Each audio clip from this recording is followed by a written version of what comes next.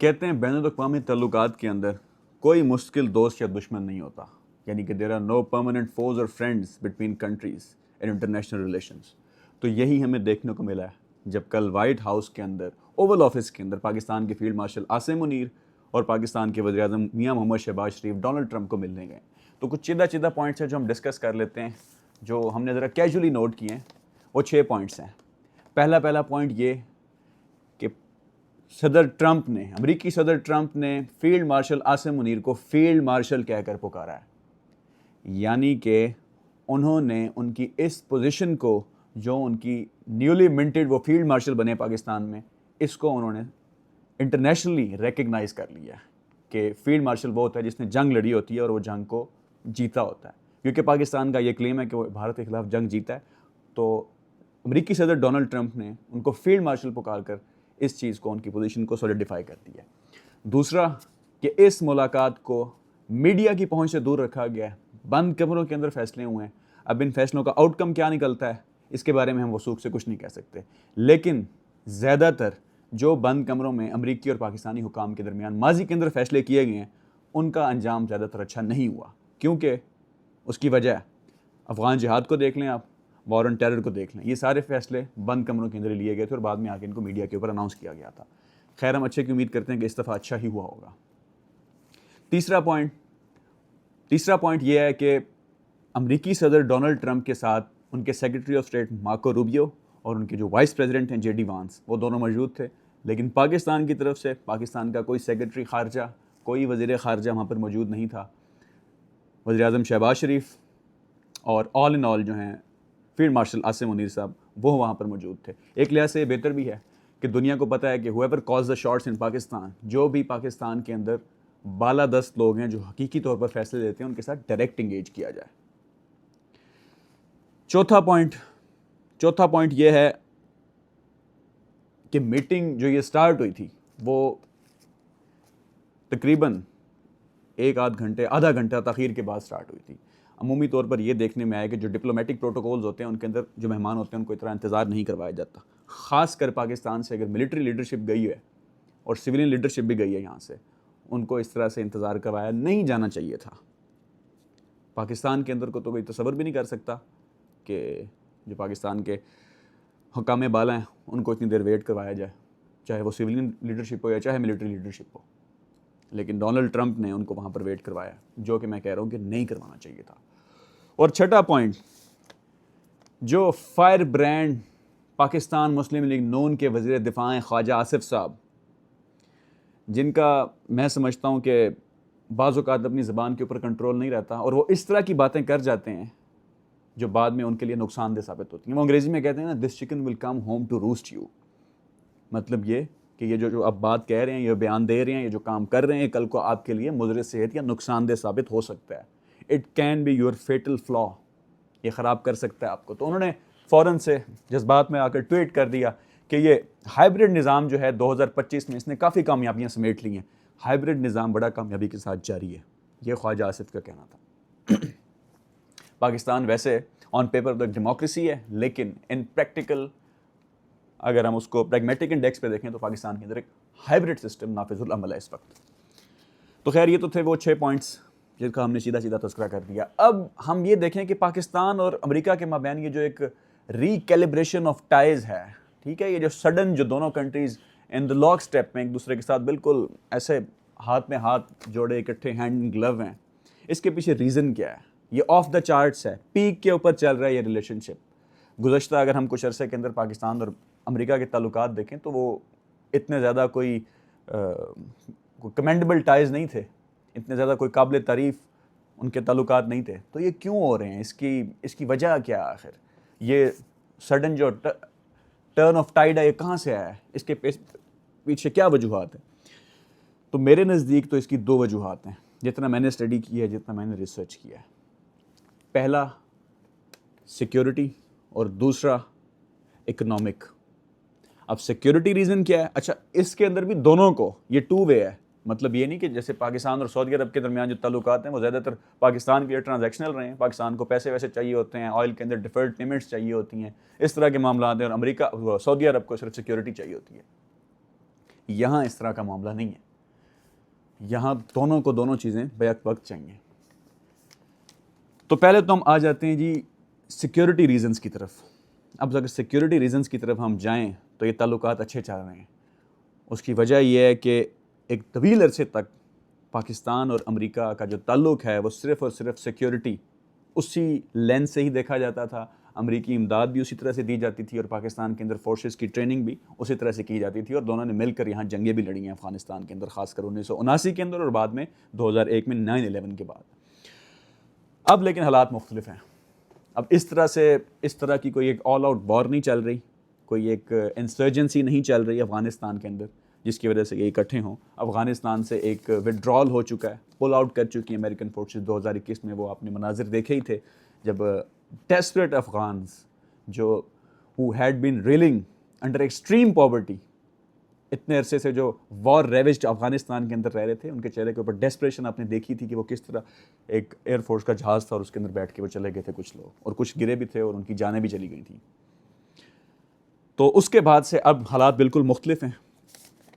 Trump जो हैं जब से सदर बने हैं, उन्होंने अपना पहला जो कांग्रेस के साथ एड्रेस किया था, उन्होंने एबी गेट बॉम्बिंग के अंदर जो आईसिस का दहशतगर्द था जिसने 2021 के अंदर वहाँ अमेरिकी फ़ौजी भी जिन्होंने वहाँ पे हलाक किए थे, वो दहशतगर्द फील्ड मार्शल आसिम मुनीर की सरबराही में जो ऑपरेशन हुआ था, उसके नतीजे में पाकिस्तान ने वो पकड़ा और वो हवाले कर दिया अमेरिका के। तो इस चीज़ को उन्होंने बहुत अप्रीशिएट किया था अपने पहले एड्रेस के अंदर। और साथ ही उन्होंने जो एक एयरफोर्स का फ़ंड था $397 मिलियन के करीब था गालबन, वो भी जारी कर दिया था काफ़ी अरसे के बाद। तो ये पहला सिक्योरिटी जो इनकी जॉइंट है, जो जॉइंट वेंचर्स हैं इस रीजन के अंदर रीजनल, उसको बेहतर करने के लिए ये दो इंडिकेशंस पहली दी गई डोनाल्ड ट्रंप की जानिब से। तो पाकिस्तान ने भी रेसिप्रोकेट किया। पाकिस्तान ने रेसिप्रोकेट कैसे किया? इस तरह से रेसिप्रोकेट किया कि जब ईरान और इज़राइल की वॉर छिड़ी हुई थी तो ईरान को इन्फ्लुएंस करने के लिए फील्ड मार्शल आसिम मुनीर को जून के अंदर बुलाया गया वहाँ पर और उनसे कहा गया कि आप जाके गो गेटर बने, बीच में जाएं, बातचीत करें ताकि ये टेंशन डिफ्यूज़ हो सके, ये जो एक ऑल स्केल वॉर की तरफ जाने जा रहे हैं मामला वो ख़त्म हो सकें। और उससे पहले एक पॉइंट, पाकिस्तान और भारत के मबैन जो जंग हुई थी, उस पाकिस्तान और भारत के मबैन जंग को भी सीज़ फायर जो एक ट्वीट के ज़रिए करवाया था वो डोनाल्ड ट्रंप ने करवाया था। और पाकिस्तान ने उस सीज़ फायर के बदले और ईरान और इज़राइल के अंदर जो मामला चल रहे हैं, फ़लस्तीन और इज़राइल के अंदर जो गज़ा के अंदर जंग छिड़ी हुई है, उसके अंदर ट्रंप की जो रशिया और यूक्रेन को लेके इसकी जंग बंदी के लिए कोशिशें चल रही हैं, क्योंकि ट्रंप अपने आप को एंटी वॉर समझते हैं। अब वो इसमें कितना कामयाब हुए हैं अपना बयानिया बनाने के अंदर, क्योंकि उन्होंने तो कहा था कि मैं आते साथ ही सारी जंगें ख़त्म कर दूंगा। अभी तक वो मुकम्मल तौर पर जंगें ख़त्म नहीं कर सके, ख़ासकर यूक्रेन और रशिया वाली जंग जो बहुत बड़ी है, और दूसरा गज़ा की और इज़राइल की जो जंग है वो बहुत बड़ी है, वो ख़त्म नहीं करवा सकते। खैर, फिर भी पाकिस्तान ने ख़ासकर जो the main reason behind Pakistan's nomination of US President Donald Trump for the coveted position of getting Nobel Peace Prize, वो यही थी कि पाकिस्तान और इंडिया के मबैन जो जंग थी उसका सीज़ फायर उन्होंने करवाया था। तो इस तरीके से पाकिस्तान ने रेसिप्रोकेट किया था। और वहाँ की जो मिलिट्री लीडरशिप थी, जो सेंटकॉम के गुज़श्ता चीफ्स हैं, उनकी जो एफिलिएशन है, उनकी जो इक्वेशन है, उनकी जो प्रोफेशनल इंगेजमेंट रही फील्ड मार्शल आसिम मुनीर के साथ, वो बहुत ज़्यादा रही इस सिलसिले में। उन्होंने अपनी इवन रिटायरमेंट सेरेमनी के दौरान भी फील्ड मार्शल आसिम मुनीर को वहाँ पर इनवाइट किया था। उसके मनाजिर भी आपने देखे ही हैं, और वो यहाँ पर ख़ुद भी आए थे। अब पाकिस्तान क्योंकि उनको एक जेन्युइन पीस मेकर समझता है डोनाल्ड ट्रंप को, और ये सिक्योरिटी जो कोलैबोरेशन चल रहा है इनका, तो ये खाली अब सिक्योरिटी तक महदूद नहीं करना चाहता, और अमेरिका भी सिक्योरिटी तक महदूद नहीं करना चाहता, क्योंकि उसकी वजह है डोनाल्ड ट्रंप बिल आखिर एक सरमायादार हैं और वो एक कॉर्पोरेट कैपिटलिस्ट अमेरिका को रिप्रेजेंट करते हैं, और वो इन प्लश प्रेसिडेंशियल पैलेसेस के अंदर भी उसी अपने पैसे, अपने सरमाए के थ्रू ही पहुँचे हैं। तो जो सरमाएदार होता है उसका तो इंटरेस्ट यही होता है कि कहाँ से मैं पैसा कमा सकूँ, किस तरह मैं इन्वेस्ट कर सकूँ, लोगों के साथ ताल्लुकात बना सकूँ जो मुझे फ़ायदा पहुँचा सकते हैं। और पाकिस्तान तो आपको पता है वैसे इकोनॉमिक टेल स्पिन के अंदर है, कभी हमें IMF के पास जाना पड़ता है और तो कभी हमें वर्ल्ड बैंक के पास जाना पड़ता है उधार लेने के लिए, देने के लिए मेरे से वो निकला गया। तो एक अच्छा ये सिग्नेचर था सिक्योरिटी वेंचर का, तो उन्होंने कहा जी इसको हम कैपिटलाइज करें इकोनॉमिक्स के ऊपर भी। और दूसरा, एक इंडिया ने जो आंखें दिखाई हैं ना, इंडिया ने जो एक्सेप्ट नहीं किया, एक्नॉलेज नहीं किया, रिकग्नाइज नहीं किया अमेरिकन रोल को इस सीज फायर के अंदर, तो उसके ऊपर भी, इस अपॉर्चुनिटी को भी कैपिटलाइज किया पाकिस्तान ने, स्मार्टली प्ले किया है डिप्लोमेटिक फ्रंट के ऊपर। तो खैर, हम इकोनॉमिक्स के ऊपर बात कर रहे थे, तो दो चीज़ें हैं इकोनॉमिक्स के अंदर। पहली चीज़ तो क्रिप्टो, जिसके अंदर डोनाल्ड ट्रंप और ख़ुद भी और उनकी फैमिली भी बहुत ज़्यादा इन्वॉल्व है, और जो बिलाल बिन साकिब में उनको यहाँ पर क्रिप्टो का एडवाइज़र मिनिस्टर लगाया गया, वो मुख्तलिफ फंक्शंस के अंदर आपको नज़र आ रहे होते हैं, अमेरिका के अंदर और मुख्तलिफ ममालिक के अंदर, और ऐसे फंक्शन के अंदर भी वो बैठे रहे हैं। उन्होंने स्पीच किया जहाँ पर जेडी वांस बैठे थे, क्रिप्टो से रिलेटेड। क्रिप्टो तो है एक इसका छोटा सा पार्ट, लेकिन इसका जो बड़ा पार्ट है वो है rare earth minerals. Rare earth minerals की मद में 8 सितंबर को पाकिस्तान और अमेरिका के माबैन एक मुआहदा तय पाया गया है, जिसके तहत $500 मिलियन अमेरिकन कंपनी इन्वेस्ट करेगी, और वो जो मिनरल्स हैं जो वहाँ से निकलेंगे वो एक्सट्रैक्ट करके वो ले जाएगी अपने पास। उसमें कॉपर है, उसमें निकल है, उसमें टंगस्टन है, ये सारे वहाँ पर मौजूद हैं।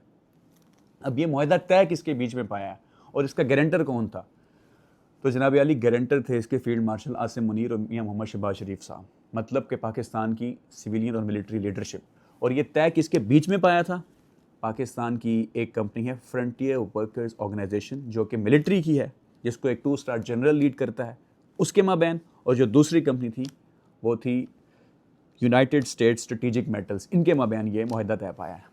अब अमूमी तौर के ऊपर जो ये इस तरह के मुआहदे होते हैं जिसमें रेयर अर्थ मिनरल्स की एक्सट्रैक्शन हो, फिर रिफाइनिंग हो, फिर उनकी फाइनल मेकिंग हो, वो तवील मुद्दत होते हैं, उनके अंदर 10-15 साल लग जाते हैं उसको फाइनल जो उससे जो हमने फ्रूट्स रीप करने होते हैं ना, उसके अंदर। तो खैर ये मुआहदे तो तय पा गए, और इसके तहत ये पाकिस्तान ने सोचा, और इसके ऊपर भी अच्छा उन्होंने मटीरियलाइज़ किया।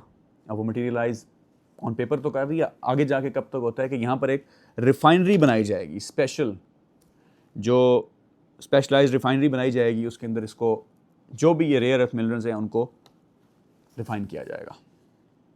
फिर ट्रंप ने और भी ट्वीट कर दिया जी कि मैसिव ऑयल रिजर्व्स पाकिस्तान को डेवलप करने के अंदर अमेरिका मदद करेगा, और इससे it send shock waves across India. क्यों? क्योंकि जब पाकिस्तान अमेरिका के इतना करीब होगा, वो अमेरिका जो पहले एक बैलेंसिंग पावर के तौर के ऊपर इंडिया को पुश कर रहा था, उसको पेट्रोनाइज कर रहा था अगेंस्ट चाइना, वो सडनली उसके अंदर ये चेंज ऑफ टोन कहाँ से आ गया, कैसे आ गया? उनको 50% टैरिफ्स लग गए, हमें सिर्फ 19% लग गए, तो जाहिर है ये शॉक वेव्स उनके लिए जाना बनती थी।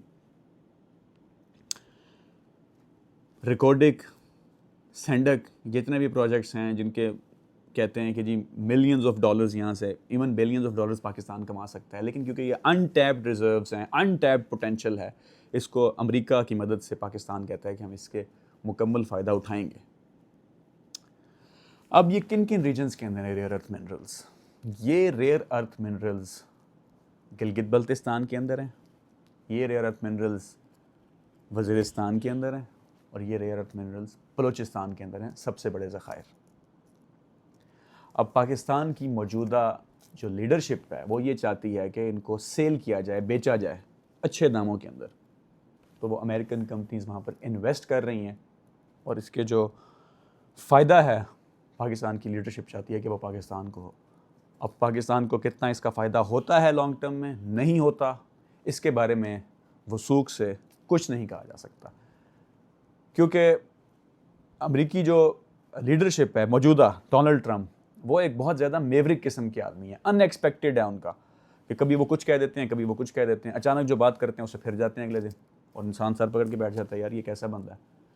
तो मैं बज़ाते ख़ुद इससे कुछ ज़्यादा पूरी उम्मीद नहीं हूँ। उसकी वजह ये है कि नेचर ऑफ डोनाल्ड ट्रंप वो इस तरह की है, वो किसी भी वक्त वो उनका मूड हुआ, उन्होंने कहना है कि निकालो यहाँ से अपने जो हमने जितने भी मुआहदे किए हुए ख़त्म करो, वो कह सकते हैं, उनसे एक्सपेक्ट किया जा सकता है। लेकिन फिर भी मैं गुड फेथ के अंदर एक्सपेक्टेशन है मेरी, अल्लाह करे पाकिस्तान के लिए सूदमंद साबित हों जितने भी मुआहदे हुए। अब हम थोड़ा सा चैलेंजेस की बात कर लेते हैं कि चैलेंजेस क्या आएंगे पाकिस्तान के लिए।